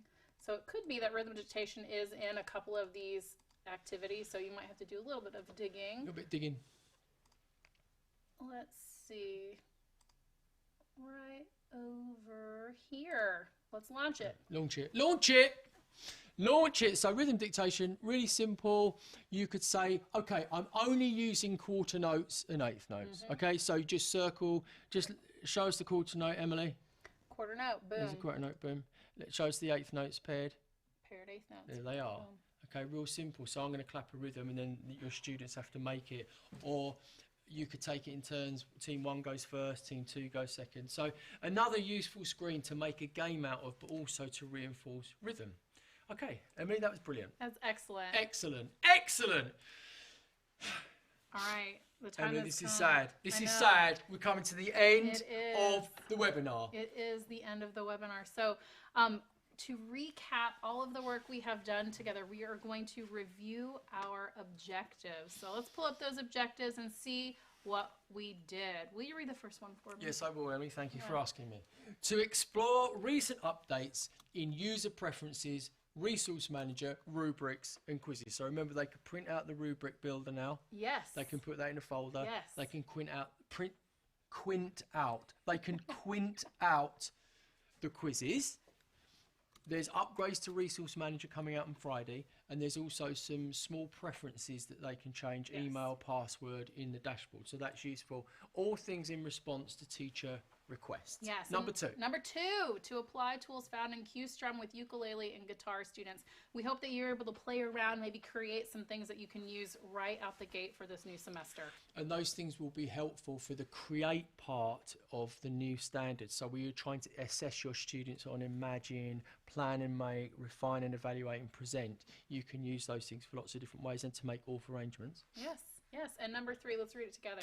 To navigate features and functionality of Quiz Challenge. So you got to be beta testers today, you got to play in that beta account. So thank you for doing that. Hopefully when it arrives in your account later this week, you'll be ready to rock and utilize that with your students. Or maybe take Ted's suggestion, do a little name that tune game with your students next week. And remember, if you're in a district, I know that Lonnie is with a district at the moment. If you've got a district of people, you know each other pretty well, you can make those quiz challenges and you can share them with each other. So make sure that you use all that functionality in Quaver, because it's going to save you time in the long run and help you to sort of have more resources at your disposal. Yes, and we did have a couple of questions pop up, so we want to cover those real quick. Jocelyn says the chair rhythm is how I introduce quarter, eighth, and quarter rest with first grade. Love this. So great. We'd love to hear that. We also had a question, where do I find tic-quack-toe? So what I did to pull it into my custom lesson, just simply in your resource manager, you can search for it right here in the search bar, tic-quack-toe, and click enter, and it will show up as an interactive that you can drag over into your lesson or folder. So just utilize that resource manager as your search, and you can find it and use it with your students. All right, so we have a couple more things to cover as we wrap things up. If you would like to get some PD credit for your time with us today, simply go to quavermusic.com/PD credit. Okay, if you want Quaver notes, free Quaver notes for your students, if they go on the quavermusic.com website, you can give them the code New Year's 2020, capital N, capital Y, 2020. Yes, and if you ever need any help, our customer service team is available for you. You can go to help.quavermusic.com, or you can email them at info@quavermusic.com. And here's some announcements for January. You can join us. These are January announcements, but they're actually all about February. So here's the January announcement about February. February the 4th, we will share the new themed song-based lesson about Martin Luther King Jr. So February is Black History Month. We've done a whole lesson. There's an author arrangement, all kinds of stuff about Martin Luther King. There's an interview with Otto, who wrote the song, and how that can inspire creativity and composition. Yes. So the song is called He Had a Dream, and it's also our YouTube Song of the Month. Which is about January. Thank you, Emily, for showing that what I said was inaccurate. Okay. Anything else, Emily? No, other than we want to make this song available to you. So if you want to share it with families, you can actually go to YouTube and you can share that YouTube link with families that way. But we would like to close out our time with you with that song, He Had a Dream. Okay, let's do a boom chicka boom. Boom chicka boom. Boom chicka boom. Have a great semester.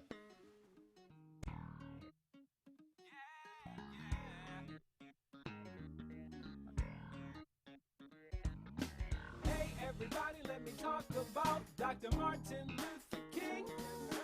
He fought for equality and letting freedom ring. Dr. King, a truly great man and a leader for civil rights, fought against prejudice every day and night. Break it down now. Dr. King, Martin Luther King. Dr. King, Martin Luther King. He went to the mountaintop and said he had a dream where every man has equal rights and opportunities. Yeah, he made a commitment to us all with true determination. Told the world he would help us in all segregation. Dr. King, Martin Luther King. Dr. King, Martin Luther King. He marched into Washington in 1963. DC, y'all. Standing up for love and truth. Justice was his plea. He made a huge difference for all of us, you see. For now we all know the true meaning of liberty. Yeah, Dr. Martin Luther King Jr. had a dream that one day we would be judged not by the color of our skin, but by the content of our character.